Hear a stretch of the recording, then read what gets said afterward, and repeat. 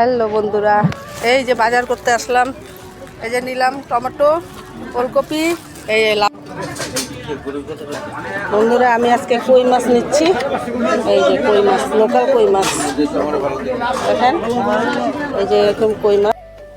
Hello বন্ধুরা, এই যে বাজার করে আনলাম, এই যে তাজা তাজা কই মাছ। তবে আমার এখন বানানোর সময় নেই, আমি পরে বানাবো। এখন যাব আমি একটা অফিসে, হিয়ারিং অফিসে। এই যে কাতলা মাছের ঘাড়া ছিল 2 টুকরা, এটা আনলাম। ছেলের জন্য নিলাম মাংস, কেন ব্রয়লার মুরগি আমি খাবো না।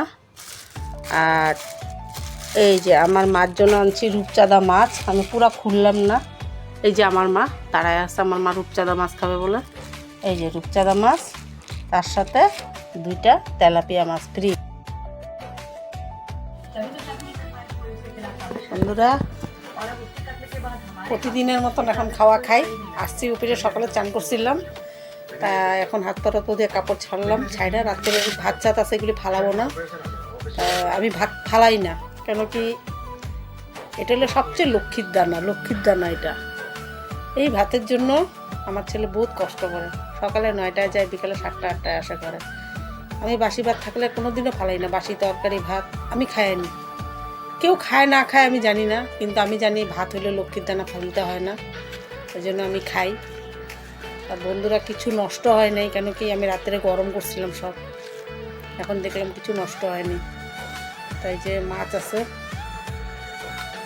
মানে ভাত আর ওই তরকারি আছে, এগুলি ফালাবো না। তবে পুর টাইম হয়ে গেছে আজকে, আমার ওষুধ খাওয়ার টাইম পার হয়ে গেলো।